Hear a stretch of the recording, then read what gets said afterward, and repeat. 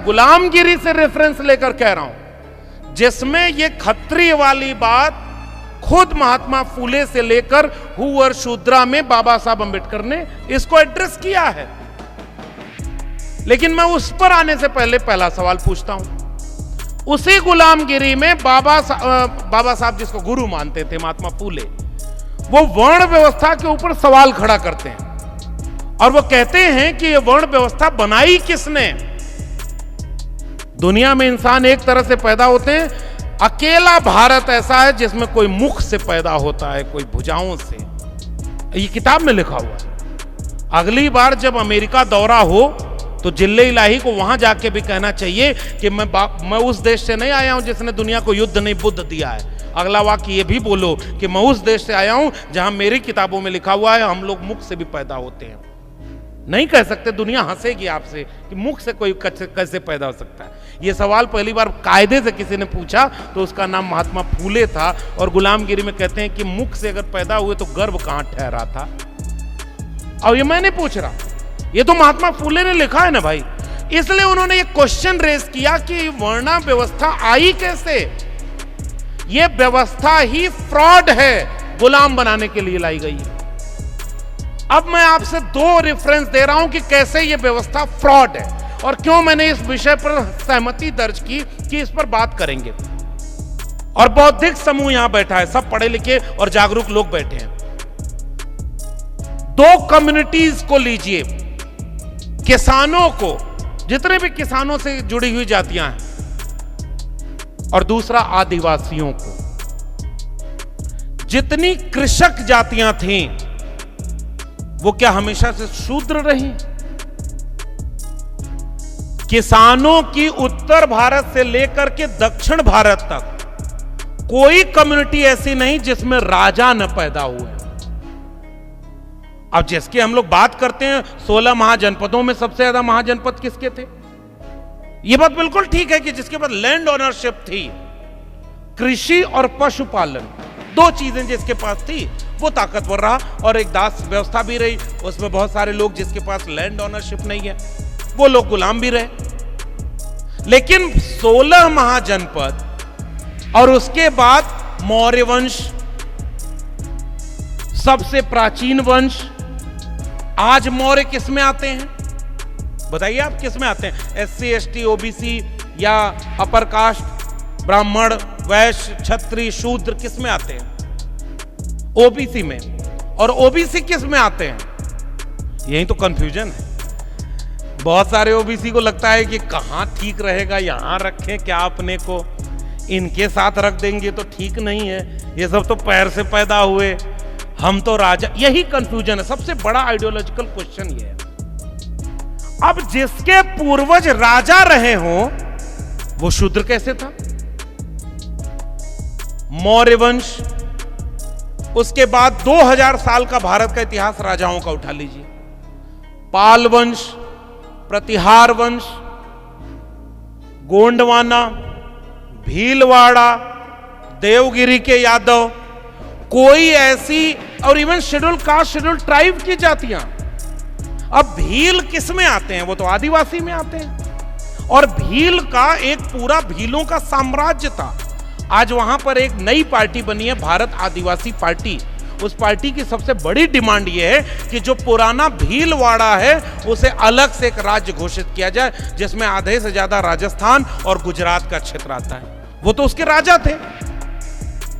इसका मतलब अगर वो शूद्र थे तो राजा नहीं हो सकते थे, और अगर राजा थे तो किसी ने साजिश करके उन सबको शूद्र बनाया है। और यही थ्योरी डॉक्टर अंबेडकर और महात्मा फूले दोनों इसी थ्योरी पर सहमत होते हैं। और उनका साफ कहना, जिसे मैंने जितना समझा आसान भाषा में कहूं, कि खेत से क्षत्रप से खत्रप, खत्रप से क्षत्रिय, और पाली में तो क्षत्रिय है भी नहीं। और इसीलिए यह सवाल पूछा, इस पाखंड को फैलाने के लिए वर्ण व्यवस्था लाई गई। और उस वर्ण व्यवस्था में साफ हमारे पुरखों ने खोजा, जिन्होंने उनकी सहमति से तलवार रख दी उनको उन्होंने क्या बनाया, और जिन्होंने समझौता नहीं किया उन सबको थोपा गया है कि तुम शूद्र हो। मैं इस कंट्राडिक्शन को आपके सामने रख के जा रहा हूं। मैं फिर से कह रहा हूं, हाथ में तलवार नहीं होती अगर शूद्र होते तो, और तलवार है तो इसका मतलब ये शूद्र सिस्टम हमारे पर फिट ही नहीं बैठता है, ये जबरदस्ती हमारे ऊपर थोपा गया है। आदिवासियों के बीच में जब भी जाता हूं, छत्तीसगढ़, झारखंड, उसके बाद बिहार का उधर का इलाका, आंध्र प्रदेश का इधर का इलाका, जहां जहां आदिवासी हैं, इवन राजस्थान और मध्य प्रदेश के राजस्थान की तरफ वाले इलाके में, एक भी आदिवासी, इस देश का एक भी आदिवासी अपने को शूद्र नहीं मानता। आदिवासी कहता है ना हमारा कल्चर तुमसे मेल खाता है, ना हम तुम्हारे देवी देवता की पूजा करते हैं, ना हम तुम्हारी सामाजिक व्यवस्था को, रीतियों को मानते, हमारा देवी देवता अलग, हम प्रकृति पूजक हैं, हमारे यहां राज करने का सिस्टम अलग है। फिर हम तुम्हारे सिस्टम में हैं ही नहीं, तो वर्ण व्यवस्था से बाहर हो गया कि नहीं आदिवासी? तो ओबीसी और आदिवासी सीधे वर्ण व्यवस्था से बाहर है, और शूद्र में जिसको कंफ्यूजन के तहत माना जाता है वो तो अछूत थे, तो जो अनटचेबल हैं वो तो वर्णा सिस्टम में है ही नहीं। इसका मतलब ये वर्णा सिस्टम टोटली फ्रॉड सिस्टम था, जो इंपोज किया गया ताकि 90% आबादी को गुलाम बनाया जाए। इसलिए अपनी किताबों में लिखवाया गया कि तुम पैर से पैदा हुए हो, ताकि कितना भी आगे बढ़ जाओ रहो पैर पर ही। ये तो बाबा साहब का शुक्रिया अदा करो इस देश के हर एक नागरिकों कि पैर में जिनको कहा गया था रहने को, उनको सर के माथे का ताज बनाने के लिए भारत का संविधान लिख दिया, और संविधान ने सबको सब ध्वस्त कर, अब कोई वर्णा सिस्टम नहीं है। ये मेरा टेक है, और वर्णा सिस्टम फेक है, फ्रॉड है, और केवल हमारे लोगों को बांटने के लिए रखा गया। किसी भी सवर्ण से पूछेंगे वो अपनी जाति नहीं बताता, अपना वर्ण बताता है। और हमारे यहां जितने ओबीसी से पूछ लीजिए, कोई यादव बताएगा, कोई कुर्मी बताएगा, कोई कुंभी बताएगा, वो ओबीसी नहीं बता पाता। और ये दिक्कत धीरे धीरे शेड्यूल कास्ट कम्युनिटीज में आ गई। इसलिए बाबा साहब ने उनको अनटचेबल डिप्रेस्ड क्लास बोला। और बाबा साहब अंबेडकर से ज्यादा इस बात में क्या शोध करना, क्लोज्ड ग्रुप कहते थे वो जाति व्यवस्था को, और इसीलिए कहते थे जाति व्यवस्था खत्म नहीं होगी तो इंसान और इंसान बराबर नहीं होगा। इसलिए ये बात, मैं इस बात से सहमत नहीं हूं कि ताकतवर दिखाने के लिए छत्री बोलना जरूरी है। मेरी पहली स्थापना यह है कि हम इस टोटली फ्रॉड वर्ण सिस्टम को मानते ही नहीं, ना हम किसी को शूद्र मानते हैं और ना हम बाकी तीनों वर्णों में मानते हैं। ये फेक और फ्रॉड सिस्टम है, इसलिए न शूद्र के चक्कर में पड़ो भैया, और न छत्री के चक्कर में पड़ो। ये मेरा कहना है, बाकी विद्वान लोग अपनी बात रखेंगे, ये मेरा कहना है। अब इसका एक व्यवहारिक पक्ष आखिरी में कहकर के आखिरी के 2-3 मिनट में अपनी बात खत्म करूंगा। इस वक्त ओबीसी के जितने भी कम्युनिटीज हैं, जैसे महाराष्ट्र के मराठों को क्या आप ये समझा सकते हैं कि वो शूद्र हैं? वैसे ही आइए उत्तर भारत में यादव, कुणबी, जो जहां यहां कुणबी कहा जाता है वो वहां कुर्मी है, और कुर्मी को और इन तमाम जातियों को कोई भी आ जाके कहे शूद्र, तो शूद्र में नहीं यूनिटी बनेगी। इसलिए हम ये कहते हैं कि यूनिटी बनाने के लिए न्यूनतम सहमति होनी चाहिए। हम ये बात साफ कहते हैं। एक छोटा सा इतिहास और बता दूं, बहुत वैचारिक विषय है, हालांकि इसकी जरूरत सर उत्तर प्रदेश और बिहार में ज्यादा है, वहां ज्यादा दिक्कत आ रही है। अच्छा सोचिए ना, ज्यादा बाबा कहां है, ज्यादा पाखंड कहां है? जहां शिक्षा नहीं है, और जहां जहां शिक्षा है वहां वहां बाबा नहीं है। मतलब एक आध धाम ओम केरल में या तमिलनाडु में क्यों नहीं बनाते? क्योंकि एजुकेशन आ गई, और जहां जहां एजुकेशन है, और याद रखना, ये कब्र खोदने वाले, बयान देने वाले सारे नेताओं का बेटा बेटी या तो डीयू में, जेएनयू में, जामिया में पढ़ता होगा, या विदेश के किसी कैम्ब्रिज, ऑक्सफोर्ड और उस यूनिवर्सिटी में पढ़ता होगा। वो कब्र खोदने और बदला लेने नहीं आएगा। ये सारा नफरत का विमर्श इस देश के SC ST OBC बच्चों के लिए किया जा रहा है। तुम तलवार लेकर दौड़ो और हिंदू मुसलमान करो, मारे जाओगे तुम, दंगे में नुकसान होगा तुम्हारा, जेल जाओगे तुम, और हमारे बेटा बेटी कहां होंगे? अशोका, गलगोटा और लवली प्रोफेशनल यूनिवर्सिटी में पढ़ेंगे और विदेश में पैकेज मिलेगा, और अगर हम गृह मंत्री हैं तो हमारा बेटा बिना बैट बल्ला पकड़े भी बीसीसीआई का चेयरमैन होगा, उसके बाद आईसीसी का चेयरमैन बन जाएगा।